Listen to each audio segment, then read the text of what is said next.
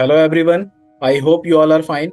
जैसे कि आप सब जानते हैं कि हर वीक हम एक नए टॉपिक पे वेबिनार करते हैं ताकि हम आपकी बिजी की नॉलेज को एनहेंस कर सकें। आज का जो हमारा टॉपिक है वो है accelerate due recoveries efficient outstanding management with busy.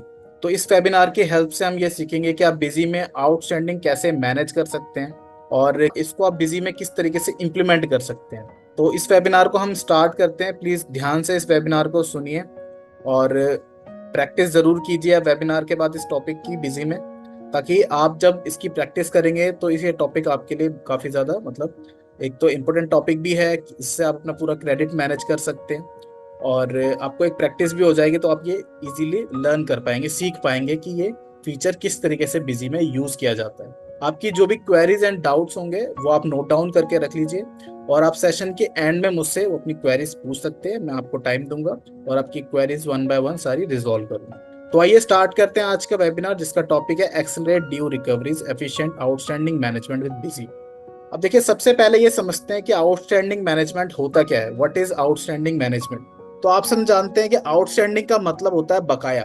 बकाया क्या होता है बिजनेस में कि जितना भी आपका पैसा है जो बकाया है मार्केट में, उसको आप किस तरीके से मैनेज करेंगे। तो इसकी जो डेफिनेशन है आप मेरी स्क्रीन पे देख सकते हैं। Outstanding management in counting refers to systematic control and static oversight of a company's account receivable and payable. It involves efficiently handling outstanding payments and receivable to ensure a healthy cash flow and financial stability. देखिए, कोई भी business हो उसमें credit में transaction जरूर होती हैं, चाहे आप क्रेडिट पे परचेज करते हो या क्रेडिट पे सेल करते हो। क्रेडिट मतलब कि उधार, क्योंकि आप सब जानते हैं कि आप अगर बिजनेस करेंगे कभी ना कभी ऐसा टाइम जरूर आएगा कि कोई ना कोई आपसे कस्टमर परचेज करते टाइम आपसे कहेगा कि इसकी पेमेंट आप बाद में ले लीजिए या फिर इसको आप मेरे अकाउंट में लिख लीजिए, खाते में लिख लीजिए।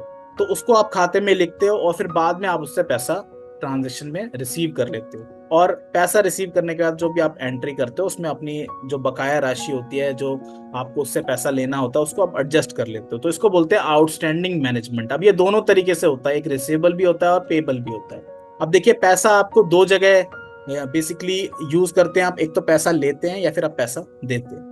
अब पैसा आप किससे लेते हैं? तो आप जो भी आपके कस्टमर हैं जिनको आप अपने गुड्स को सेल करते हैं, अपनी सर्विसेज को सेल करते हैं, उनसे आप पैसा लेते हैं। मतलब कि जो भी मेरे कस्टमर होंगे उनसे मुझे पैसा रिसीव करना, तो इनके लिए अकाउंट रिसीवेबल होता है। और पेबल मतलब जहां पर मुझे अपना पैसा देना होता है। अब पैसा मैं किनको पे करता हूँ? तो जो भी सप्लायर हैं जिनसे मैं सर्विसेज या एक्सपेंसेस परचेज कर रहा हूँ या फिर गुड्स परचेज कर रहा हूँ, मटेरियल परचेज कर रहा हूँ, सर्विसेज ले रहा हूँ। तो बेसिकली क्या है, जो भी मेरे सप्लायर हैं, मेरी पार्टीज हैं जिनको मुझे पैसा पे करना है, उनको बोलते हैं अकाउंट्स पेबल। तो रिसीवेबल जिनसे पैसा रिसीव करना है और पेबल जिनको पैसा पे करना है। इसी के पूरे मैनेजमेंट को आप आउटस्टैंडिंग मैनेजमेंट बोलते हो कि किससे कितना पैसा लेना है, किससे कितना, किसको कितना पैसा देना है। इसकी काउंटिंग आप कैसे करेंगे, कैलकुलेशन आप कैसे करें। अब देखिए, ट्रांजैक्शन दो तरीके से होती है। एक होती है कैश ट्रांजैक्शन, जिसमें आप देख सकते हैं कि ये इमेज भी आपको शो कर रही है कि पेमेंट जो है इमीडिएटली रिसीव हो गई है। तो कैश ट्रांजैक्शन का मतलब क्या है कि या तो आप परचेज कर रहे हैं या फिर आप सेल कर रहे हैं, बट पेमेंट इमिडिएटली हो चुकी है। कोई भी सामान खरीदा, पैसा दे दिया, कोई भी सामान बेचा, पैसा ले लिया। अब देखिए, जब कैश ट्रांजैक्शन होती है तो वो ट्रांजैक्शन वहीं कंप्लीट हो जाती है, क्योंकि आपने कस्टमर को सामान बेच दिया और उसके बदले में आपने उससे पैसा रिसीव कर लिया। वो ट्रांजैक्शन वहीं पर ही ओवर हो गई, खत्म हो गई। अब इस ट्रांजैक्शन को हम आगे नहीं, मतलब इसमें अब कुछ भी बकाया नहीं है, कुछ भी बाकी नहीं रह गया है, ये ट्रांजैक्शन ओवर हो चुकी है। दूसरे टाइप की ट्रांजैक्शन आप देख सकते हैं, credit transaction means payments are not made immediately. पूरा आउटस्टैंडिंग मैनेजमेंट हमें क्रेडिट ट्रांजैक्शन पे ही करना होता है। कैश ट्रांजैक्शन में मैंने आपको बताया कि पेमेंट रिसीव हो चुकी है या फिर पेमेंट उस ट्रांजैक्शन की हो चुकी है, एडजस्ट हो चुकी है, तो अब ये ट्रांजैक्शन खत्म हो चुकी है। बट क्रेडिट ट्रांजैक्शन में क्या है कि सामान जा चुका है, या फिर सामान आपने खरीद लिया या फिर आपने सामान बेच दिया है। मोस्टली क्या, आपने सामान बेच दिया है और पैसा अभी तक मुझे रिसीव नहीं हुआ है, तो वो ट्रांजेक्शन अभी मेरी ओवर नहीं हुई है। अब वो ट्रांजेक्शन ओवर जब होगी जब उसके लिए जो पैसा है मुझे रिसीव हो जाएगा, क्योंकि मैं कस्टमर को सामान बेचूंगा या फिर कोई सर्विस बेचूंगा तो उसके बदले में मुझे उससे पैसा तो लेना ही है। बट अगर मुझे कस्टमर पैसा नहीं देता है, जब तक वो ट्रांजेक्शन मेरी खत्म नहीं होती है, वो मेरी क्रेडिट ट्रांजेक्शन है। सेम एज इट इज, जब आप परचेज करते हैं और आपने सामान खरीदा या फिर आपने कोई सर्विस परचेज की है बट आपने पैसा पे नहीं किया है, जब तक वो ट्रांजेक्शन आपकी खत्म नहीं होगी। इसी को हम क्रेडिट ट्रांजेक्शन कहते हैं। तो कैश ट्रांजेक्शन मतलब कि पेमेंट जो है इमीडिएटली हो चुकी है। रिटेल काउंटर में आप सब जानते हैं, मार्ट्स वगैरह में आप जाते हैं, पेमेंट आपको तुरंत करनी होती है, वो ट्रांजेक्शन में ही खत्म हो जाती है। बट कई बार B2B ट्रांजेक्शन में क्या होता है कि जो पेमेंट है सामान की इमीडिएटली नहीं आती है, या फिर चालान के थ्रू माल भेज दिया और पेमेंट नहीं रिसीव हुई है, तो ये सारी क्या है, क्रेडिट ट्रांजेक्शन। आपका सामान जा चुका है बट पैसा रिसीव नहीं। तो क्रेडिट ट्रांजेक्शन के ऊपर ही हमें आउटस्टैंडिंग मैनेजमेंट करना होता है। अब आपको मैंने स्टार्टिंग में ही बताया था कि अकाउंट्स पेबल और रिसीवेबल क्या होते हैं। तो देखिए, आप अगर आप गुड्स परचेज करते हैं, सप्लायर से आपने कोई मटेरियल, कोई सर्विस, कोई गुड्स परचेज किया जिसका पैसा आपने पे नहीं किया है, इसको बोलेंगे आप अकाउंट्स पेबल, क्योंकि उनको आपको पैसा पे करना है। जितने भी आपके सप्लायर हैं जिनको आपने पैसा पे नहीं किया है ट्रांजेक्शन के बदले में, उनको आप अकाउंट्स पेबल कहेंगे। और ऐसे कस्टमर जिनको आपने सामान बेचा है क्रेडिट पर, उधार माल बेचा है, उनसे अब आपको पैसा रिसीव करना है, इनको आप बोलेंगे अकाउंट्स रिसीवेबल। तो आई होप ये टॉपिक आपको क्लियर हो गया होगा कि आउटस्टैंडिंग मैनेजमेंट एक्चुअली होता क्या है और क्रेडिट मैनेजमेंट क्या होता है, आउटस्टैंडिंग मैनेजमेंट क्या होता है। इसको आप बिजी में किस तरीके से इंप्लीमेंट करेंगे, यूज करेंगे, इसको हम देखेंगे अब आगे। तो देखिए, एक बिजनेसमैन है जिसका नाम आप देख सकते हैं, इनका नाम है सूरज, और ये एक डिस्ट्रीब्यूटर है। और ये डिस्ट्रीब्यूटर है, ये अपना सामान सबसे पहले सामान खरीदते हैं सप्लायर से और फिर उस सामान को बेचते हैं अपने कस्टमर को। अब मोस्ट ऑफ द ट्रांजेक्शन क्या होती हैं, इनकी क्रेडिट में रहती है। तो इनको अब क्रेडिट को मैनेज करने में काफी ज्यादा प्रॉब्लम आती है। आप देख सकते हैं कि इस इमेज में कि कुछ महीने पहले ये काफी ज्यादा चैलेंजेस फेस कर रहे थे अपने आउटस्टैंडिंग को मैनेज करने के लिए। बहुत सारा टाइम इसमें कंज्यूम होता है। देखिए, अगर आपके पास क्रेडिट कस्टमर कम हैं, 3 या 4 या मैक्सिमम 10 हैं या 20 हैं, तो आप उनकी एक डायरी बना के आप उनको नोट डाउन करके रख सकते हैं कि हाँ, इससे इतना पैसा लेना है, इसको इतना माल हमने उधार दे दिया है। लेकिन अगर आपकी पार्टी अगर 100, 200, 500 होती हैं, तो आपको एक एक पार्टी का, एक एक कस्टमर का रिकॉर्ड रखना, ये काफी ज्यादा हेक्टिक टास्क होता है। प्लस क्या है कि इसमें आपका काफी ज्यादा टाइम वेस्ट होता है, क्योंकि आप उसकी कैलकुलेशन करते हो कि हाँ, किस किस बिल का पैसा आ चुका है, किस बिल का पैसा नहीं आ चुका, किस बिल का पैसा आधा आया है, या फिर जो पार्टी है वो पेमेंट दे ही नहीं रही है। तो बेसिकली क्या है, इस सबको आपको मैनेज करने में काफी ज्यादा आपका समय बर्बाद होता है, जिस समय को आप अपने बिजनेस में दे सकते थे। और अगर आप उस समय को अपने बिजनेस में देंगे तो आपका बिजनेस ज्यादा ग्रो होगा। तो बिजी का मानना यह है कि आप अपना मैक्सिमम टाइम अपनी बुक्स को मैनेज करने में ना दें, अपने ऑपरेशंस को मैनेज करने में दें, ताकि आपका बिजनेस ग्रो हो सके। तो ऐसे ये सूरज जी हैं, इनको काफी ज्यादा टाइम जो है अपना वेस्ट करना पड़ रहा था आउटस्टैंडिंग मैनेजमेंट में, पेंडिंग बैलेंस की कैलकुलेशन में कुछ महीने पहले। लेकिन अब आप देख सकते हैं कि इनके लिए आउटस्टैंडिंग मैनेजमेंट काफी ज्यादा इजी हो चुका है, और ये इजीली अपना टाइम आप अपने बिजनेस को दे पा रहे हैं, जिससे इनका बिजनेस भी ग्रो हो रहा है। इसका रीजन क्या है, क्योंकि ये बिजी अकाउंटिंग सॉफ्टवेयर यूज कर रहे हैं। आप देख सकते हैं, ये कह रहे हैं because I am using busy accounting software, और इनका बिजनेस जो है वो भी ग्रो हो रहा है, बिजनेस भी इनका स्केल हो रहा है। क्योंकि जो टाइम पहले ये आउटस्टैंडिंग मैनेज करने के लिए देते थे, आउटस्टैंडिंग मैनेजमेंट में देते थे, ये टाइम अब ये अपने बिजनेस ऑपरेशंस में देते हैं, ताकि इनका बिजनेस और ग्रो हो सके। और जो टाइम इनका बचता है, ये अपना टाइम अपनी फैमिली को भी देते हैं फिर। तो देखिए, अगर आपका टाइम काफी ज्यादा बचता है, तभी आप कोई एक्स्ट्रा काम कर सकते हैं अपने बिजनेस में। तो बिजी का मानना यह है कि जितने भी ऐसी चैलेंजेस आते हैं, इनको आप बिजी के थ्रू मैनेज कीजिए, ताकि आपका ज्यादा से ज्यादा समय बच सके, जिस समय को आप अपने एक्चुअल बिजनेस ऑपरेशन में लगा सके। अब देखते हैं कि हमने सूरज जी को क्या सॉल्यूशन प्रोवाइड किया था, जिनसे उनका आउटस्टैंडिंग मैनेजमेंट काफी ज्यादा इजी हो चुका है। और आउटस्टैंडिंग मैनेजमेंट इजी हो गया है और सिंपल हो गया है, किस तरीके से इसको यूज कर पा रहे हैं। तो आइए देखते हैं क्या सॉल्यूशन हमने मिस्टर सूरज को दिया था।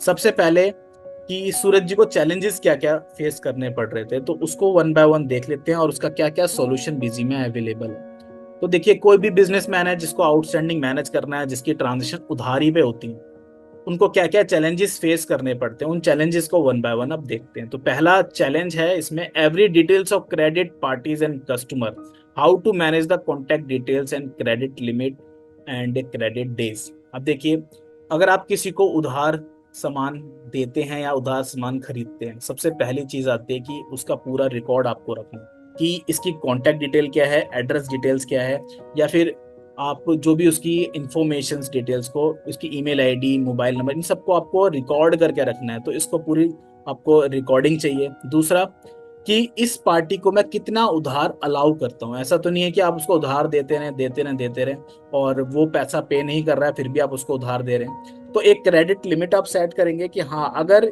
1 लाख से ऊपर इसकी क्रेडिट हो जाती है तो अब मैं इसको उधार सामान देना बंद कर दूंगा। तो मैं इस पार्टी को बोल सकता हूँ या इस कस्टमर को बोल सकता हूँ कि पहले आपका 1 लाख की जो मैंने लिमिट बनाई थी उसको आप क्लियर कीजिए और उसके बाद हम आगे का सामान आपको देंगे। जैसे कि आप क्रेडिट कार्ड में भी देखते हैं कि आपकी एक लिमिट होती है, उस लिमिट तक ही आप परचेज कर सकते हैं, उस क्रेडिट कार्ड को स्वाइप कर सकते हैं। ऐसे ही क्रेडिट पार्टीज के लिए, क्रेडिट कस्टमर के लिए आप लिमिट सेट कर सकते हैं कि लिमिट सेट करना काफी जरूरी है। बट अगर आप बिजी यूज नहीं कर रहे हैं तो आप लिमिट सेट नहीं कर सकते और आपको पता ही नहीं लगता कि हाँ, इस पार्टी का कितना उधार हो चुका है। नेक्स्ट चीज आती है, नेक्स्ट चैलेंज आता है इसमें कि क्रेडिट डेज। अब देखिए, ऐसा तो नहीं है कि एक बिल हमने उसको काट दिया और उसकी पेमेंट वो कभी भी दे। हमें उसके संग एक ना एक कम्युनिकेशन करनी होगी कि हाँ, आपको with in 10 days, with in 15 days या फिर विद इन मंथ आपको पेमेंट करनी होगी। तो क्रेडिट कार्ड में भी आपको पता है कि जब आपका बिल बनता है तो 45 डेज के अंदर में आपको पेमेंट करनी होती है। इसी तरीके या फिर 30 डेज में जो भी क्रेडिट कार्ड की लिमिट होती है। ऐसे ही जो भी पार्टी को या फिर जो भी कस्टमर को आप सामान उधार दे रहे हैं उनको आप एक लिमिट सेट करेंगे और एक डेज बताएंगे कि हाँ, आप 10 दिन बाद इस बिल की पेमेंट आपको करनी होगी। अगर आप पेमेंट नहीं करते हैं तो हम आप पे इंटरेस्ट चार्ज करेंगे, ताकि आपका जो क्रेडिट है ज्यादा फंसे ना मार्केट में। उधार आपने बेच दिया सामान लेकिन पेमेंट भी आपको रिसीव करनी है, ये भी एक चैलेंजिंग टास्क है। और पेमेंट रिसीव करने के लिए आप क्रेडिट डेज अगर पार्टीज को, कस्टमर को बता देते हैं कि हाँ, 10 दिन के अंदर अगर आप बिल की पेमेंट नहीं करेंगे तो हम आपसे 18% या 12% या 10% इंटरेस्ट चार्ज करेंगे। तो वो कस्टमर को भी ये लगेगा कि हाँ, अगर मैंने टाइम से पेमेंट नहीं किया है तो मुझे इंटरेस्ट देना पड़ सकता है, पेनल्टी देनी पड़ सकती है, इसलिए मैं टाइम के अंदर ही within a credit days payment issue कर दूं। तो ये सारे चैलेंजेस मैनेज करना काफी ज्यादा कॉम्प्लिकेटेड रहता है अगर आपकी पार्टीज काफी ज्यादा हैं। बिजी में आपको इसका सॉल्यूशन मिल जाता है। एक तो आप अकाउंट मास्टर क्रिएट कर सकते हैं विथ ऑल डिटेल्स। कोई भी डिटेल्स आपको नोट करनी है आप बिजी में नोट कर सकते हैं, अकाउंट मास्टर क्रिएट करेंगे पार्टी का या कस्टमर का। और एड्रेस डिटेल, कॉन्टैक्ट डिटेल्स या फिर कोई भी extra information you can record. Next, credit limit आप सेट कर सकते हैं। तो बिजी में क्रेडिट लिमिट सेट करने का भी फीचर अवेलेबल है, जिसको आप इनेबल करके क्रेडिट लिमिट कस्टमर की सेट कर सकते हैं। इसका बेनिफिट ये रहेगा कि जब भी वो पार्टी आपकी क्रेडिट लिमिट एक्सीड करती है, सपोज आपने किसी पार्टी की 1 लाख रुपए क्रेडिट लिमिट दी है, बट क्रेडिट 1 लाख रुपए क्रेडिट लिमिट आपने सेट कर दिया, बट अगर वो पार्टी 1 लाख से ज्यादा का सामान उधार लेती है तो आपको बिजी वार्न कर देगा कि ये जो पार्टी है इसकी क्रेडिट लिमिट से ज्यादा का सामान ये खरीद रही है, आप इसको कंटिन्यू करना चाहते हैं नहीं।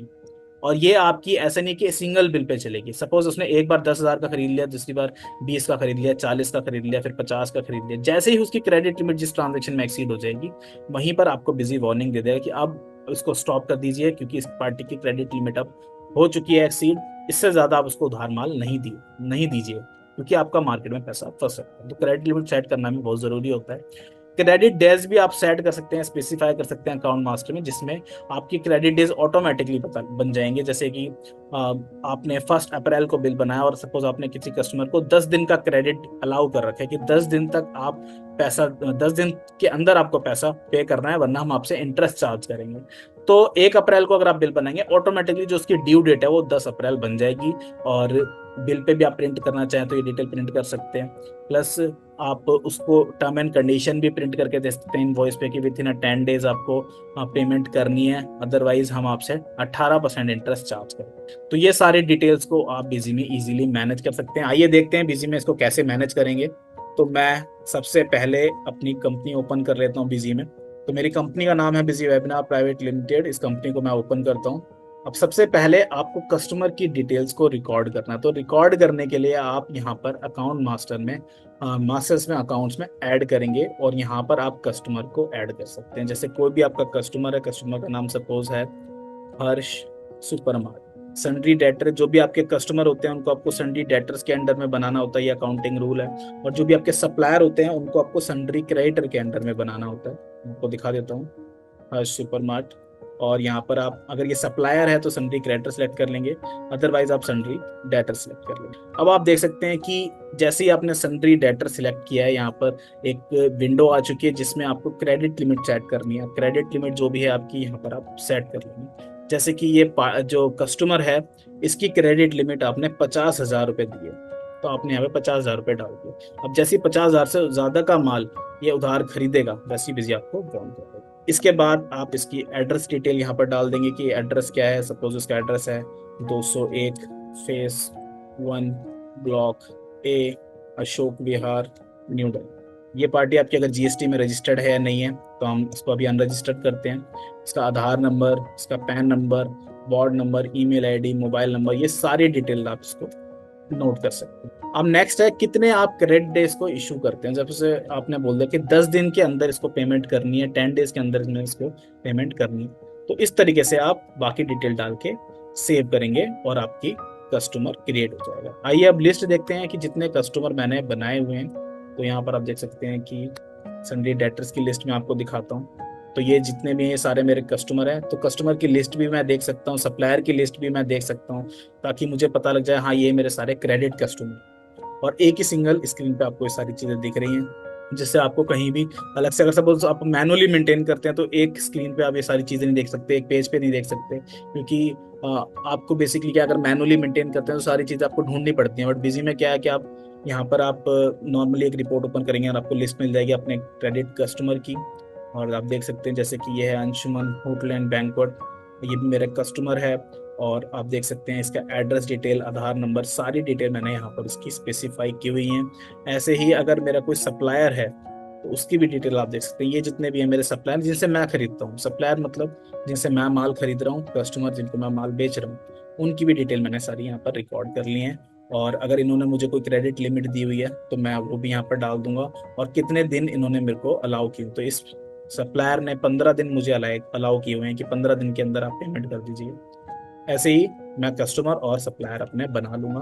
काफी सिंपल ऐड करना है। एडमिनिस्ट्रेशन में मास्टर में जाएंगे, ऐड करेंगे, ये फॉर्म ओपन हो जाएगा जहां पर आपको अकाउंट को क्रिएट करना है। अब नेक्स्ट है, नेक्स्ट चैलेंज देखते हैं क्या चैलेंज आता है। तो देखिए, जब भी आप उधारी पे माल बेचते हैं किसी को, किस बिल का पैसा आया है, किस बिल का पैसा नहीं आया है, इसको ट्रैक करना इज वेरी कॉम्प्लिकेटेड। अगर आपकी पार्टीज मल्टीपल है, आप ये तो पता कर सकते हैं कि हाँ इस पार्टी से इतना इतना पैसा लेना है उधार, सपोज आप उसमें ऐड करते रहेंगे, बट किस बिल का पैसा आया है, क्योंकि 10 दिन की मैंने उसको लिमिट दे रखी है, मुझे उस पर इंटरेस्ट भी चार्ज करना है, तो किस बिल का पैसा कब तक उसने पे किया है, इसको भी रिकॉर्ड करना, ट्रैक करना काफी ज्यादा हेक्टिक टास्क रहता है। बिजी में इसका सॉल्यूशन अवेलेबल है, bill bye bill detail feature, जिसके थ्रू आप पूरा क्रेडिट मैनेज कर सकते हैं और एक एक बिल को ट्रैक कर सकते हैं कि हाँ इस बिल का पैसा रिसीव हो चुका है, इस बिल का पैसा रिसीव नहीं हुआ है। तो आइए देखते हैं इस फीचर को भी इजीली। सबसे पहले मैं आपको बताऊं तो ये फीचर आपको अकाउंट्स में मिलता है और ये फीचर बाय डिफॉल्ट इनेबल रहता है, इसको आपको इनेबल करने की जरूरत नहीं पड़ती।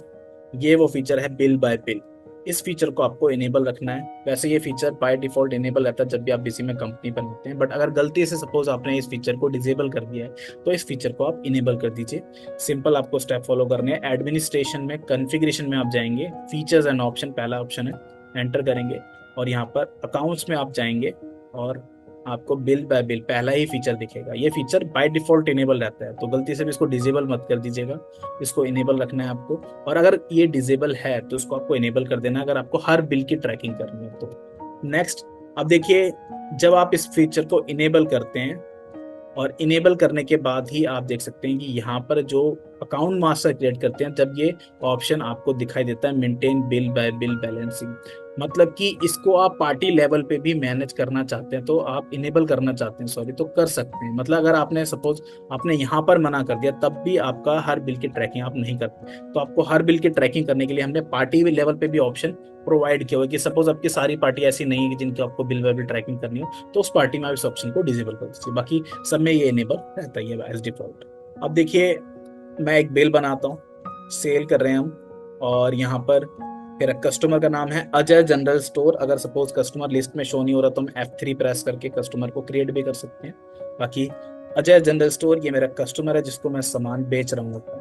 अब आप देख सकते हैं कि जो अजय जनरल स्टोर है इसको मैंने 10 दिन यहाँ पर अलाउ किए, और इसकी जो क्रेडिट लिमिट है ये मैंने कितनी सेट की हुई है, तो आप देख सकते हैं यहाँ पर ये भी मैंने 50,000 रुपए इसकी क्रेडिट लिमिट सेट की हुई है। मतलब 50,000 तक का इसका सामान मैं उधार बेच सकता हूँ, इससे ज्यादा का सामान मैं इसको नहीं बेच सकता।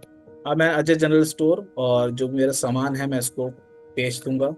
वो आप देखेंगे कि टोटल सामान बन रहा है 53,000 और बिल बन रहा है पूरा 59,360 का। देख सकते हैं आप यहाँ पर मेरे स्क्रीन पे एक मैसेज शो हो रहा है कि क्रेडिट लिमिट जो है एक्सीड हो चुकी है इस पार्टी की, क्योंकि मैंने 50,000 रुपये क्रेडिट लिमिट इसको अलाउ की हुई है और 50,000 से ऊपर का बिल बन रहा है, तो हम इसको स्टॉप कर सकते हैं। और अब हम इसकी क्वांटिटी चेंज कर देते हैं। अब देखिए अब बिल मुझे बनाने देगा और कोई मैसेज नहीं आएगा क्रेडिट लिमिट के लिए। अब आप जब बिल सेव करते हैं लास्ट मोमेंट पे एक ये विंडो ओपन होती है बिल बाय बिल डिटेल की, जिस विंडो में आप देख सकते हैं जो भी आपका बिल नंबर है, वाउचर नंबर, वही आपका एज रेफरेंस नंबर बन जाता है। और इसको मैंने 10 दिन अलाउ किए थे, तो देखिए 20 सितंबर का बिल मैं बना रहा हूँ और यहाँ पर 30 सितंबर ऑटोमेटिकली ड्यू डेट बन रही है। तो आप देख सकते हैं कि यहाँ पर एक रेफरेंस ऑटोमेटिकली बन चुका है इस बिल का कि ये जो बिल है इसकी पेमेंट आपको कब तक रिसीव होगी। तो ये 20 सितंबर का बिल है और इसकी पेमेंट मुझे 30 सितंबर तक रिसीव होनी है। अगर 30 सितंबर के अंदर ये कस्टमर मुझे पैसा पे कर देता है तो मैं इस पे इंटरेस्ट चार्ज नहीं करूंगा, अदरवाइज मैं इस पे इंटरेस्ट चार्ज करूंगा। ओके करते हैं और ये बिल मेरा सेव हो चुका है, यस करेंगे और इस बिल को आप इसको प्रिंट करके भेज देंगे। और टर्म एंड कंडीशन में नीचे आप ये भी डाल सकते हैं, देखिए लिखा भी है सेकंड जो टर्म एंड कंडीशन है कि interest 18% per annum will be charged if the payment is not made within the stipulated time. तो बेसिकली आप देख सकते हैं ये टर्म एंड कंडीशन भी आप लगा सकते हैं कि अगर इस पार्टी ने, इस कस्टमर ने पैसा नहीं पे किया, बिल में आप प्रिंट करके दे रहे हैं तो एक तरीके से उसको टर्म एंड कंडीशन भी बता रहे हैं कि अगर आपने with in a days, with in a due days आपने पेमेंट नहीं की मुझे तो हम आप पे इंटरेस्ट चार्ज करेंगे 18%। तो ये टर्म एंड कंडीशन मैंने उसको बता दिया है और 30 सितंबर तक अगर ये पैसा नहीं पे करेगा तो हम इस पे एक्शन अब ले। नेक्स्ट आप देख सकते हैं सपोज 30 सितंबर से पहले ही ये पेमेंट मुझे पे कर देता है, तो मैं यहाँ रिसिप्ट की एंट्री पोस्ट करूंगा, ऐड करेंगे पैसा रिसीव कर रहे हैं। सपोज इसने 25 सितंबर तक ही इसने पेमेंट कर दी है, तो मैं यहाँ पर, अब ये मेरी पार्टी है अजय जनरल स्टोर और यहाँ पर आप देख सकते हैं कि जो रेफरेंस है, जैसे ही आप पार्टी सिलेक्ट करेंगे, मैं आपको दोबारा दिखा देता हूँ इसको, अजय जनरल स्टोर और यहाँ पर एंटर करेंगे, ये विंडो ओपन होगी bill bye bill adjustment of amount, क्योंकि वहां पर रेफरेंस क्रिएट हुआ था, अब यहाँ पर हमें इसे एडजस्ट करना, एडजस्टमेंट एंटर। अब देखिए कितना पैसा ये पे कर रहा है इस बिल का, आप देख सकते हैं लिस्ट में जितने भी पेंडिंग बिल्स होंगे वो सारे शो हो जाएंगे। पहली बात तो मैं आपको दोबारा दिखाता हूँ, एडजस्टमेंट कर रहे हैं हम इस बिल की और नीचे लिस्ट में जितने भी बिल पेंडिंग होंगे जिनका पैसा इससे मुझे रिसीव करना वो आपके रेफरेंसेस शो हो जाएंगे। मैं एंटर करके सिलेक्ट करूंगा, हाँ इस बिल का पैसा मुझे रिसीव हो रहा है, कितना पैसा रिसीव हो रहा है तो ये भी हम डाल देंगे। सपोज ये पूरा पैसा नहीं देता, 40,000 रुपये देता तो मैं 40,000 रुपये डाल। अब ये मुझे चेक दे रहे हैं, चेक नंबर मैं डाल देता हूँ और बैंक आ गया, यहाँ पर मेरी ट्रांजेक्शन सेव हो चुकी है। डिस्प्ले में जाके हम इस बिल को ट्रैक कर सकते हैं कि किस बिल का पैसा आया है, किस बिल का पैसा नहीं आया। एक बिल मैं इसका और बना लेता हूँ, 20 सितंबर को ही दोबारा इसने मुझसे परचेज किया, यहाँ पर भी रेफरेंस बन चुका है। अब मैं इससे पैसा रिसीव कर रहा हूँ, सपोज 26 तारीख को अजय जनरल स्टोर। देख सकते हैं 2 बिल आ चुके हैं, पहले बिल का जो आधा पैसा रह रहा है वो, और दूसरे बिल का पैसा जो, क्योंकि वो तो पूरा ही बिल नया है, तो कब तक इसकी पेमेंट रिसीव होनी है, ड्यू डेट भी आप देख सकते हैं कि 30 सितंबर तक पैसा रिसीव होना है, 30 दिसंबर तक हमने अलाउ किया हुआ है। नीचे आप उसकी डिटेल भी देख रहे हैं कि रेफरेंस नंबर, रेफरेंस डेट क्या थी, 20 सितंबर का ये बिल था और ओरिजिनल अमाउंट क्या थी। अब सपोज इसने इसका पैसा पे कर दिया 26 तारीख को पूरा, और जो दूसरा बिल है उसका इसने आधा पैसा किया, 1,000 रुपये पे किए सपोज, और चेक दे दिया, इसको भी हमने सेव कर लिया। एक और सेल करते हैं 22 तारीख को अजय जनरल स्टोर, और यहाँ पर हमने 100 क्वांटिटी और सेल कर दी है, कम कर लेते हैं, 20 क्वांटिटी सेल की है। अब देखेंगे कि टोटल मैंने 3 ट्रांजेक्शन उसको किए। मैं आपको इसकी लेजर रिपोर्ट दिखाता हूँ, तो लेजर रिपोर्ट की शॉर्टकट की है Alt+L अजय जनरल स्टोर, और आप देख सकते हैं कि 3 मैंने इसको ट्रांजेक्शन की हैं, 3 सेल की हैं और 2 रिसिप्ट इससे ली हैं। टोटल मुझे इससे कितना पैसा लेना है, तो लेजर में क्लोजिंग बैलेंस आप नीचे देख सकते हैं, यहाँ पर शो है 17,338 रुपये मुझे इससे रिसीव करने हैं टोटल लेजर के अकॉर्डिंग। और कितनी ट्रांजेक्शन मेरी हुई है। ये मेरी लेजर रिपोर्ट है जिसमें मैं पूरी इसकी स्टेटमेंट देख सकता हूँ। अब मुझे ये चेक करना है कि किस बिल का पैसा मुझे रिसीव हो चुका है, किस बिल का पैसा मुझे आधा रिसीव हुआ है, किस बिल का पैसा मुझे पूरा रिसीव हो चुका है, या फिर किसी बिल का मुझे पूरा रिसीव, किसी मतलब थोड़ा सा भी रिसीव नहीं हुआ अमाउंट उसका। तो मुझे आउटस्टैंडिंग एनालिसिस में ये सारी रिपोर्ट मिलती हैं। आप देख सकते हैं डिस्प्ले में जाएंगे और यहाँ पर आपको आउटस्टैंडिंग एनालिसिस की बिल्स रिसीवेबल रिपोर्ट मिलेगी, जिसमें आप इसको बिल पे ट्रैक कर सकते हैं कि किस बिल का पैसा आया, किस बिल का पैसा नहीं आया।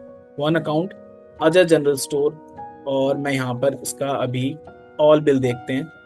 तो आप देख सकते हैं कि 3 बिल हमने बनाए थे, जिसमें पहला बिल है जिसका पूरा पैसा रिसीव हो चुका है। पेंडिंग अमाउंट में आप देखेंगे 0 शो हो रहा है, कुछ भी पैसा बकाया नहीं है। दूसरा बिल आप देखेंगे तो दूसरे बिल में आपको मिलेगा कि इसका कितना पैसा रिसीव हो चुका है। इसकी एडजस्टमेंट के लिए ऑप्शन भी यहाँ पर बाहर दिया हुआ है, इसको इनेबल कर लेंगे, शो बिल एडजस्टमेंट डिटेल्स।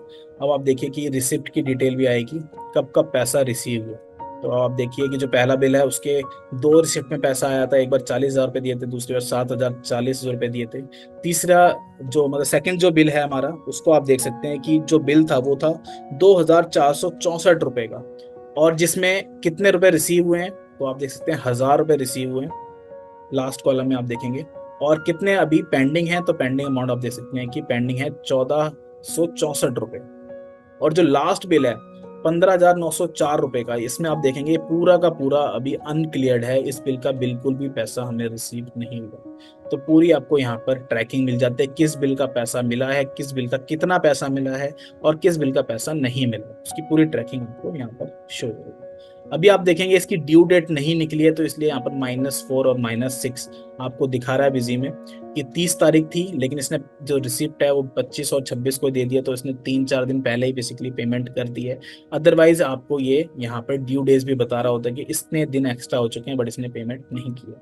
तो आप बेसिकली ये फीचर बिजी में अवेलेबल है, जिसमें आप जब सेल बनाते हैं, सेल इनवॉइस क्रिएट करते हैं, तब आप सेव करते हैं टाइम, ये विंडो ओपन होगी जिसमें आपका न्यू रेफरेंस क्रिएट हो जाएगा हर बिल का, जो भी बिल आप बना रहे हैं। तो जो आपका न्यू रेफरेंस है, जो सेम वाउचर नंबर होता है बिल नंबर, उसी के नंबर के अकॉर्डिंग आपका रेफरेंस नंबर जनरेट हो जाता है। अमाउंट, जितने बिल की अमाउंट है वो ऑटोमेटिकली पिक हो जाती है। और आप यहाँ पर देख सकते हैं कि ड्यू डेट भी यहाँ पर बन के आ चुकी है। अगर आपको इसकी ईएमआईज बनानी हो तो वो भी आप बना सकते हैं। नीचे ऑप्शन है स्प्लिट रेफरेंस का, इसको आप इनेबल करेंगे और सपोज आपको इसकी 3 मंथली ईएमआई बनानी है, मंथली, क्वार्टरली, डेट, इस पर सारे ऑप्शन अवेलेबल है। अगर उसे मंथली ईएमआई बनानी है, आप देखेंगे स्प्लिट कर सकते हैं, तो तीनों की इक्वल डिवाइड करके इसने ईएमआई बना दी, जिसकी ड्यू डेट आप देख सकते हैं कि मंथली है, तो 2 अक्टूबर को इसकी पेमेंट करनी है इतनी, 2 नवंबर को और 2 दिसंबर तक कितनी कितनी पेमेंट करनी है। तो ईएमआईज भी आप बाय सिंगल क्लिक आप जनरेट कर सकते हैं, बना सकते हैं। तो काफी सिंपल है रेफरेंस जनरेट करना। अभी एक ही रेफरेंस बना हुआ है, आप देख सकते हैं यहाँ पर इस विंडो में कि इस बिल का इतना पैसा कब तक रिसीव होगा। और इस रेफरेंस को आप जब भी आप पैसा रिसीव करेंगे, ये रिसिप्ट एंट्री है, जब भी आप पैसा रिसीव करेंगे तो यहाँ पर अमाउंट के बाद ये विंडो ओपन होगी जहां पर आपको रिसीव करना है पैसा, और किस बिल का कितना पैसा मिल रहा है उसको आप यहाँ पर एडजस्ट कर सकते हैं। तो जब बिल बनाएंगे तो न्यू रेफरेंस बनाएंगे, और जब आप रिसिप्ट करेंगे तो आप उसको एडजस्ट कर लेंगे, और रिपोर्ट आपको बिल्स रिसीवेबल की मिल जाएगी जहां पर आप हर बिल को ट्रैक कर सकते हैं। नेक्स्ट चैलेंज आता है कि पेमेंट रिमाइंडर।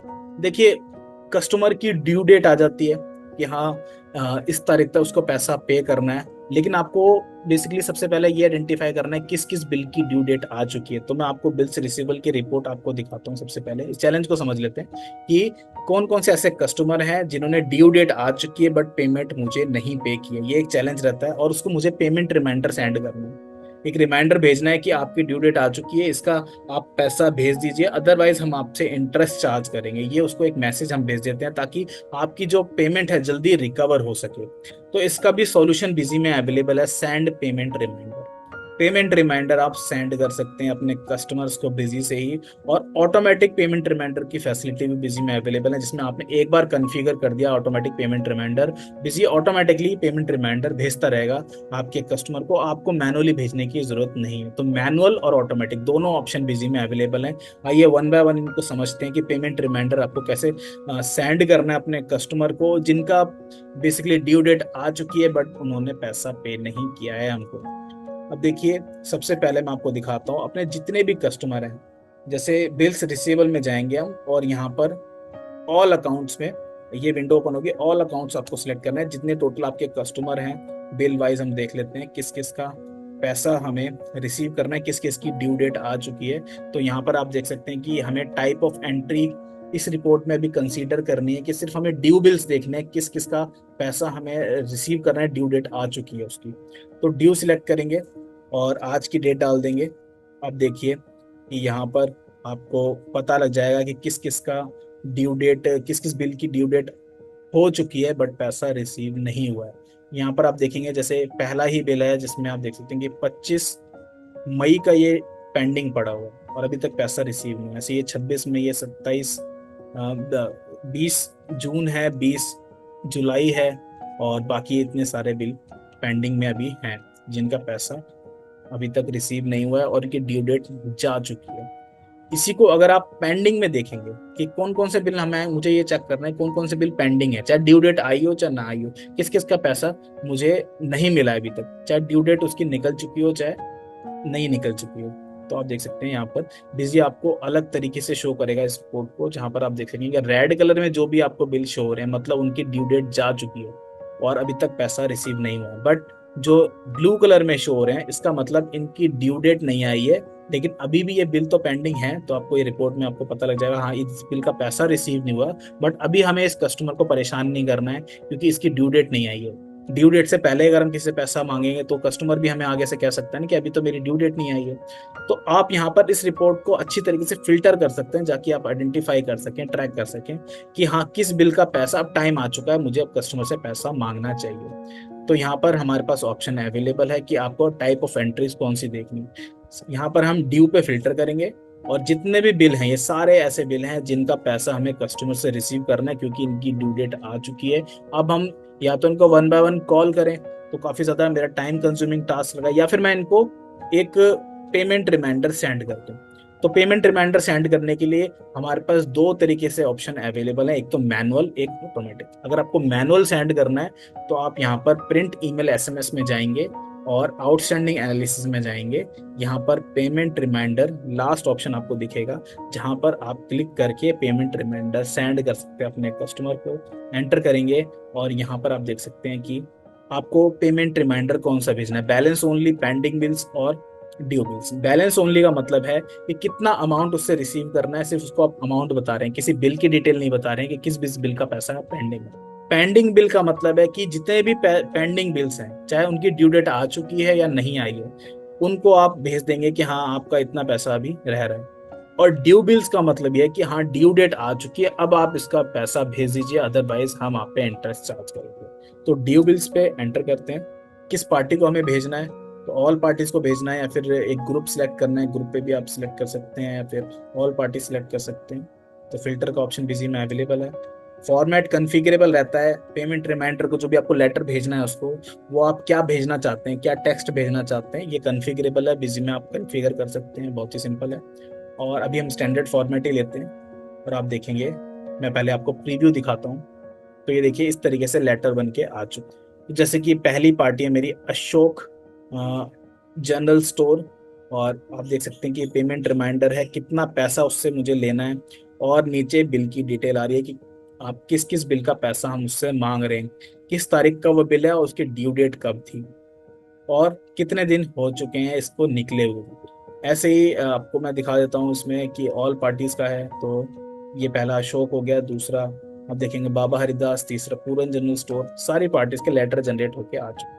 तो ये प्रीव्यू में आपको दिखा रहा था। अब पेमेंट रिमाइंडर सेंड करने के लिए आपके पास यहाँ पर मैनुअली अगर आप सेंड करते हैं तो कई सारे ऑप्शन अवेलेबल हैं। जैसे अगर आप प्रिंट करना चाहते हैं तो प्रिंट करके एक एक लेटर आप उसको इशू कर सकते हैं, कुरियर करना चाहें मतलब तो आप कुरियर कर सकते हैं। अगर आपको ईमेल करना है तो आप यहाँ से ईमेल कर सकते हैं। ईमेल करने के लिए आप ईमेल पे क्लिक करेंगे और जो ईमेल आईडी है वो पार्टीज में एंटर होनी चाहिए और ईमेल आईडी पार्टी में एंटर होंगी और आप यहाँ से बस सेंड कर देंगे, पेमेंट रिमाइंडर को चले जाए। एसएमएस के थ्रू अगर आपने एसएमएस की एपीआई परचेज की है तो वन बाय वन सबको एसएमएस चला जाएगा। एसएमएस में लेकिन एक लिमिट रहती है, 160 कैरेक्टर से ज्यादा आप उसको भेज नहीं सकते, तो एक टेक्स्ट चला जाएगा कि आप इतना पैसा हमें भेज दीजिए। तो ये सारे ऑप्शन अभी मैनुअली के लिए अवेलेबल हैं। और ऑटोमेटिकली अगर आपको सेट करना है पेमेंट रिमाइंडर, आप चाहते हैं कि मुझे ये मैनुअली प्रोसेस ना करनी पड़े, ऑटोमेटिकली बिजी ही ऑटोमेटिक सेंड कर दे, किस किस का पैसा बकाया है, ड्यू डेट आ चुकी है और पैसा आ जाना चाहिए, तो आपको हम इसके लिए बिजी एजेंट की हेल्प लेनी पड़ेगी। बिजी एजेंट आपको हमारी वेबसाइट पे मिल जाएगा, मैं आपको दिखा देता हूँ। रिसोर्सेज में आप जाएंगे, ये हमारी वेबसाइट है, रिसोर्सेज में आप जाएंगे डाउनलोड्स पे, और यहाँ पर आपको बिजी एजेंट टूल मिलेगा। इसको आप क्लिक करके डाउनलोड कर लेंगे। डाउनलोड करने के बाद आप उसको इंस्टॉल करने इंस्टॉल करेंगे। इंस्टॉल करने के बाद आप देखेंगे कि आपकी जो डेस्कटॉप स्क्रीन है, यहाँ पर आपको एक आइकन शो हो जाएगा, BA लिखा होगा, बिजी एजेंट। इसको आप ओपन करेंगे। ओपन करने के बाद आपको यहाँ पर जनरल कॉन्फ़िगरेशन में पहले जाना है, और जनरल कॉन्फ़िगरेशन पे जाके सबसे पहले आपका डाटा पाथ आपको बताना है कि कहाँ से आपका डाटा रन हो। तो बाय डिफॉल्ट आपका डाटा पाथ यही रहता है, सी ड्राइव बिजीमिन डाटा। इसको आप सिलेक्ट कर लेंगे। सिलेक्ट करने के बाद आपको ईमेल कॉन्फ़िगरेशन यहाँ पर करनी है, तो जो भी आपकी ईमेल आईडी होगी उसको आप यहाँ पर डाल देंगे। SMTP अगर आपकी आईडी जीमेल की है, याहू की है, उसके अकॉर्डिंग अलग अलग ईमेल के SMTP सर्वर होते हैं। तो ईमेल कॉन्फ़िगरेशन आपको करनी है, SMTP सर्वर का नेम डालना है, पोर्ट डालना है, अपनी ईमेल आईडी, और आपको ऐप पासवर्ड जनरेट करके यहाँ पर डालना होगा। इसके बाद आप इसको सेव कर लेंगे। वन टाइम सेव करने के बाद आप यहाँ पर देख सकते हैं कि लास्ट में ऑप्शन है पेमेंट रिमाइंडर। इस पर आप क्लिक करेंगे, और क्लिक करने के बाद आप पेमेंट रिमाइंडर ऑटोमेटिक कॉन्फ़िगर करना चाहते हैं तो आप इस ऑप्शन को, अगर ये डिसेबल है तो इनेबल कर लेंगे। इनेबल करने के बाद अपनी कंपनी सिलेक्ट करेंगे कि अगर सपोज आपकी मल्टीपल कंपनीज है तो किस कंपनी में आप ऑटोमेटिक पेमेंट रिमाइंडर सेट करना चाहते हैं कि ऑटोमेटिकली पेमेंट रिमाइंडर चला जाए। तो इसको मैंने सिलेक्ट कर लिया। जैसे सिलेक्ट करेंगे, यहाँ पर आपको बिजी पूछेगा कि आपको पेमेंट रिमाइंडर किस पार्टी को भेजना है। तो जिसका भी डेबिट बैलेंस होगा उसी को सिर्फ ये पेमेंट रिमाइंडर भेजेगा, और सिर्फ आप सन्ड्री डेटर्स या सन्ड्री क्रेडिटर के लिए इसको सेट कर सकते हैं। तो चाहे ऑल अकाउंट भी सिलेक्ट कर लें, बट जाएगा ये सिर्फ सन्ड्री डेटर्स या क्रेडिटर्स को, जिनका भी डेबिट बैलेंस होगा। इसके बाद नेक्स्ट है, अगर आपकी मल्टीपल कंपनीज है तो मल्टीपल कंपनीज के लिए आप इसको कॉन्फ़िगर कर सकते हैं। नेक्स्ट आता है कि आपको शेड्यूल सेट करना है कि आपको पेमेंट रिमाइंडर कब भेजना है उस पार्टी को। डेली भेजना है, वीकली भेजना है, आपको मंथली भेजना है, या फिर फोर्टनाइट भेजना है। तो 15-15 दिन में, मतलब कि, तो आप जैसे अगर डेली सेट करते हैं तो किस टाइम पे जाना चाहिए, वीकली सेट करते हैं तो आपका किस टाइम पे जाना चाहिए और किस किस दिन जाना चाहिए, फोर्टनाइट सिलेक्ट करते हैं तो यहाँ पर आप बता सकते हैं कि एक से लेकर आपने हाफ हाफ दिन बता दिए। नेक्स्ट, मंथली अगर आप करते हैं तो एक महीने में किस तारीख को जाना चाहिए। तो जैसे 1 लिखा है तो हर महीने की पहली तारीख को चला जाएगा, 2 लिखेंगे तो हर महीने की दूसरी तारीख को चला जाएगा। तो यहाँ पर आप बेसिकली सेट कर सकते हैं शेड्यूल। इसके बाद जो पेमेंट रिमाइंडर आपको सेंड करना है, कि आपको सिर्फ बैलेंस ओनली करना है, पेंडिंग बिल्स करना है, या ड्यू बिल्स करना है। मतलब अगर आप चाहते हैं कि PDF अटैचमेंट भी जाए बिल उसमें, पेमेंट रिमाइंडर में, और किस किस बिल का पैसा हम उससे मांग रहे हैं, तो आपको ड्यू बिल्स या फिर पेंडिंग बिल सिलेक्ट करना पड़ेगा। अगर आप बैलेंस ओनली कर देते हैं तो बैलेंस ओनली में सिर्फ उसको अमाउंट जाएगी कि हाँ, आप इतना पैसा आपका बकाया, आप उसको पे कर दीजिए। तो अभी हम सिर्फ ड्यू बिल्स पे सिलेक्ट करते हैं, ताकि जब भी ड्यू बिल आ जाए पार्टी की, ऑटोमेटिकली पेमेंट रिमाइंडर चला जाएगा। ओके करते हैं और इसको सेट करके छोड़ देते हैं। अब ये बिजी एजेंट जो है ऑटोमेटिकली पेमेंट रिमाइंडर सेंड करता रहेगा। मैं आपको दिखाता हूँ किस तरीके से सेंड करता है ये। तो जैसे अभी बिल्कुल खाली है ये, और अगर आपको मैनुअली सेंड करना तो आप यहाँ पे इस बटन भी हमने दिया हुआ है कि सेंड पेमेंट रिमाइंडर। इसको आप क्लिक करेंगे और आपका अपनी पार्टी में पेमेंट रिमाइंडर चले जाएगा। अदरवाइज जो भी आपने टाइम सेट किया हुआ है, 11 बजे या फिर 12 बजे, जो भी आपने टाइम सेट किया उसके अकॉर्डिंग पेमेंट रिमाइंडर सेंड होना स्टार्ट होगा। तो देखिए ये प्रोसेस स्टार्ट होगी और ये पेमेंट रिमाइंडर जाना स्टार्ट होगा। तो ये आप एक बार कॉन्फ़िगर करके छोड़ देंगे और automatically Busy agent payment reminder भेजता रहेगा। अब मैं आपको दिखाता हूँ कि जो आपका कस्टमर है उसको पेमेंट रिमाइंडर कैसे रिसीव होगा। तो देखिए ये एक ईमेल रिसीव हो चुकी है, और आप मैसेज देख सकते हैं कि जो ईमेल रिसीव हुई है जिसमें कंपनी का नाम आ रहा है, किस कंपनी से पेमेंट रिमाइंडर आया है, और आप देख सकते हैं कि किस तारीख का ये पेमेंट रिमाइंडर है, कितना पैसा बकाया है, आउटस्टैंडिंग बैलेंस, और नीचे सारी डिटेल्स शो हो रही हैं। और एक मैसेज गया हुआ है कि आप ड्यू बिल्स आ चुका है, अपने ड्यू बिल्स को क्लियर कर दीजिए, और कॉन्टैक्ट डिटेल्स भी आ रही हैं यहाँ पर। PDF अटैचमेंट के साथ ये पेमेंट रिमाइंडर जाता है, जिसमें आप देख सकते हैं यहाँ पर ये भी डिटेल है कि किस बिल का पैसा हम आपसे मांग रहे हैं, जिसकी ड्यू डेट कब थी, और आपने पैसा नहीं दिया, 7 दिन हो चुके हैं, हम आप पे आप इंटरेस्ट चार्ज कर सकते हैं। तो ये पेमेंट रिमाइंडर आप सेट कर सकते हैं, और जैसे सेट करेंगे ऑटोमेटिकली आपका पेमेंट रिमाइंडर जाना स्टार्ट होगा। नेक्स्ट आता है कि अगर सपोज पार्टी पेमेंट नहीं दे रही है तो आपको इंटरेस्ट अगर कैलकुलेट करना है, तो आपको अगर मैनुअली कैलकुलेट करना होगा तो आपको डेज कैलकुलेट करने हैं, उसके बाद कैलकुलेशन करनी होगी। बट बिजी में क्या है कि आपको उसका सॉल्यूशन मिल जाता है जिसमें आप ऑटोमेटिकली इंटरेस्ट कैलकुलेट कर सकते हैं। इसको भी देख लेते हैं। तो डिस्प्ले में जाएंगे और आपको इंटरेस्ट कैलकुलेशन की रिपोर्ट मिलेगी जहां पर आप इंटरेस्ट को कैलकुलेट कर लेंगे। यहाँ पर आप देख सकते हैं बिल्स रिसीवेबल की रिपोर्ट है, जिसमें अगर मुझे देखना है किसी एक अकाउंट का देखना है या फिर ऑल अकाउंट का देखना है, मैं देख सकता हूँ। तो जैसे कि ऑल अकाउंट जिनकी भी ड्यू डेट निकल चुकी है 20 सितंबर तक, फ्लैट रेट मैंने यहाँ पर 18% बता दिया है, 365 दिन मतलब कि 1 साल के लिए ओके करेंगे। अब आप देख सकते हैं कि जितने भी पार्टीज हैं इनसे पैसा रिसीव करना था, अब ड्यू डेट जा चुकी है बट अभी तक पैसा रिसीव नहीं हुआ है, तो अब हम इनसे इंटरेस्ट चार्ज करेंगे। इंटरेस्ट की पोस्टिंग के लिए आप बस F4 की आप प्रेस करेंगे, ओके करेंगे और ऑटोमेटिकली आपकी इंटरेस्ट की एंट्री भी पोस्ट हो जाएगी। ये देखिए 7 वाउचर जनरेट हो चुके हैं, इंटरेस्ट यहाँ पर लग चुका है। मैं आपको एक पार्टी का लेजर ओपन करके दिखा देता हूँ। तो ये देखिए जैसे A1 फूड है, इस पे 85 रुपये इंटरेस्ट, और बाबा हरिदास है, इस पे 745 रुपये इंटरेस्ट। एक सिंगल क्लिक में ही इंटरेस्ट की एंट्री पोस्ट होगी, आपको मैनुअली करने की जरूरत नहीं, सबकी एंट्री पोस्ट कर दी है।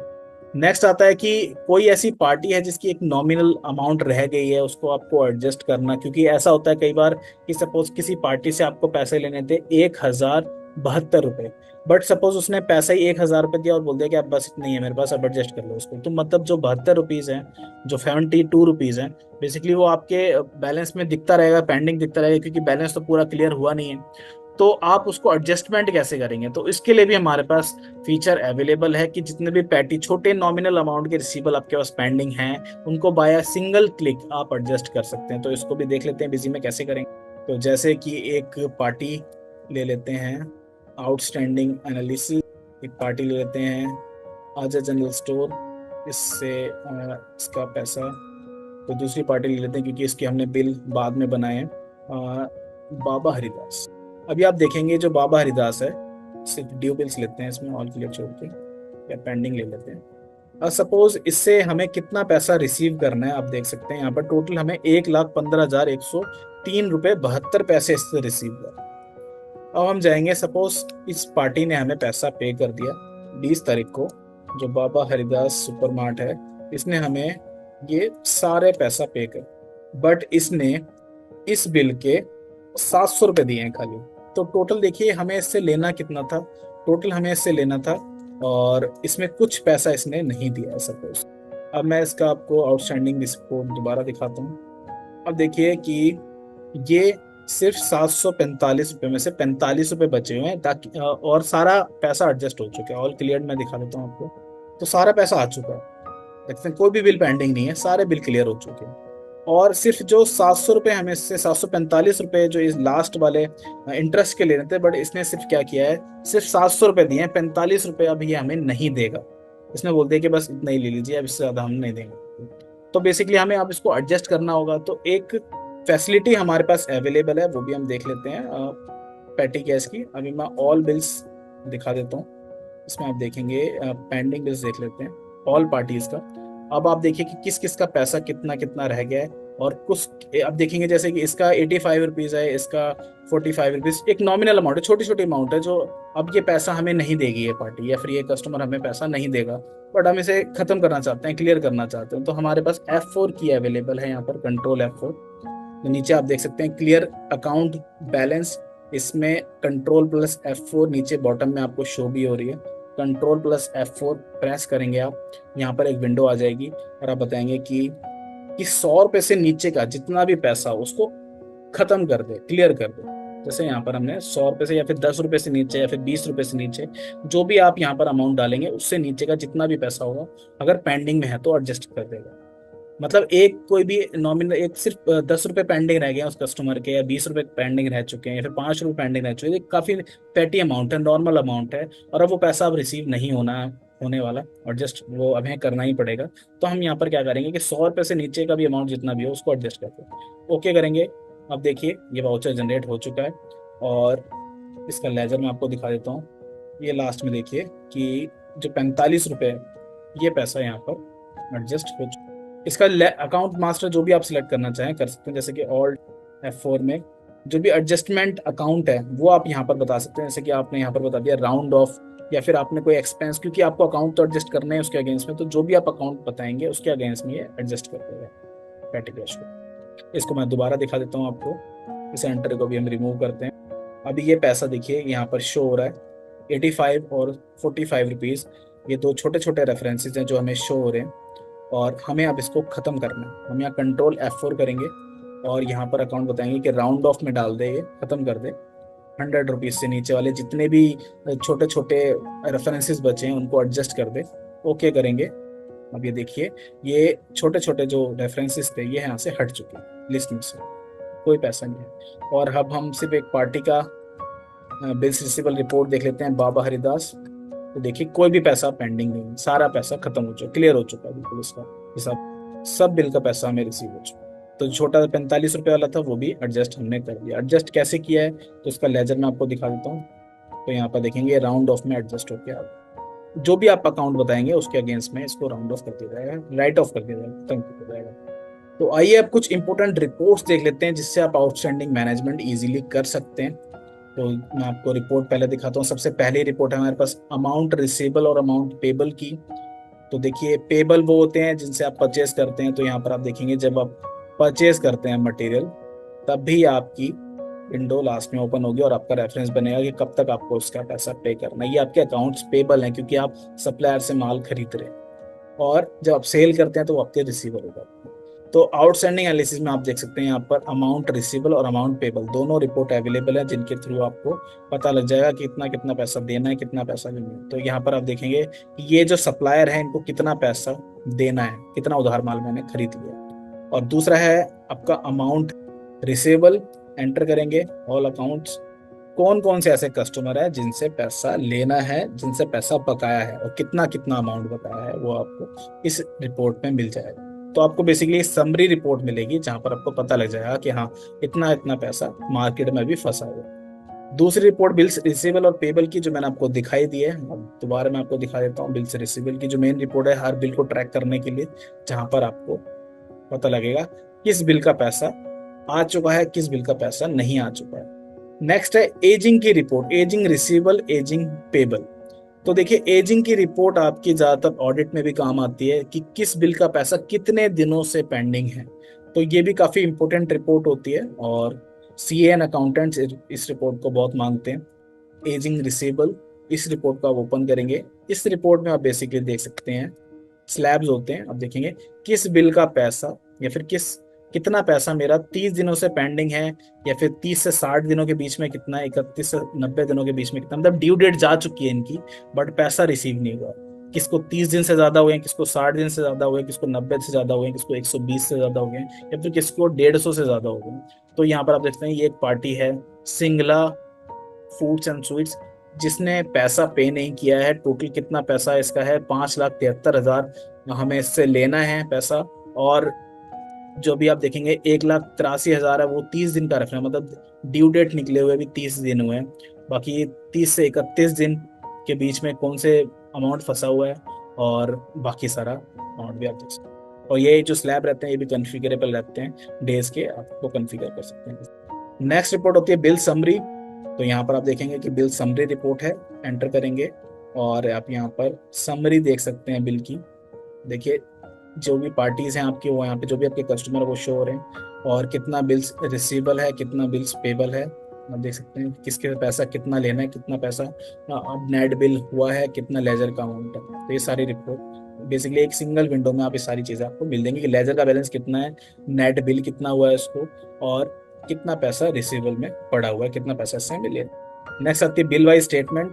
तो बिल वाइज स्टेटमेंट में आप जाकर किसी भी पार्टी को सर्च करके आप देख सकते हैं ये किस बिल का पैसा रिसीव हुआ है, किस बिल का पैसा रिसीव नहीं हुआ है। तो एक तरीके से समरी रिपोर्ट हो जाएगी, स्टेटमेंट हो जाएगी बिल वाइज।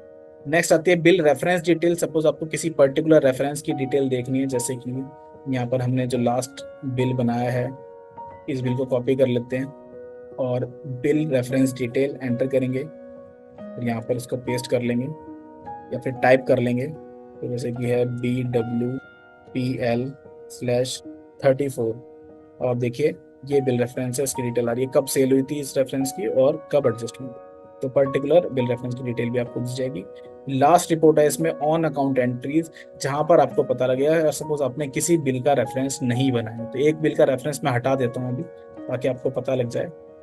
जैसे इस बिल का रेफरेंस सपोज नहीं बनाया, आप देख सकते हैं कि जो रेफरेंस की विंडो है वो पूरी खाली पड़ी है, खाली है, कोई रेफरेंस नहीं बनाया, बनाना था बट नहीं बनाया हमने, तो ये आपका ऑन अकाउंट में चला जाएगा। देख सकते हैं ये अभी पैसा आ रहा है जिसका रेफरेंस नहीं बना, बिल नंबर आ रहा है बट इसका रेफरेंस नहीं, देखेंगे आप, तो ये ऑन अकाउंट में चला गया है क्योंकि इसका कोई रेफरेंस नहीं बना। ये आपकी बिल बाय बिल की रिपोर्ट में, बिल रिसीवेबल की रिपोर्ट में नहीं जाएगी ट्रांजेक्शन, ये आपके ऑन अकाउंट में चली जाएगी, ऑन अकाउंट की रिपोर्ट में चली। तो ये है इंपॉर्टेंट रिपोर्ट्स जिनको देख के आप अपने आउटस्टैंडिंग को मैनेज कर सकते हैं, अपनी बिल को ट्रैक कर सकते हैं, अपना रिसीवेबल और पेबल देख सकते हैं, किस बिल से, किस पार्टी से कितना पैसा लेना है, किस पार्टी को कितना पैसा देना है। इंटरेस्ट कैलकुलेशन की मैंने आपको रिपोर्ट दिखाई जिसमें आप इंटरेस्ट कैलकुलेट कर सकते हैं।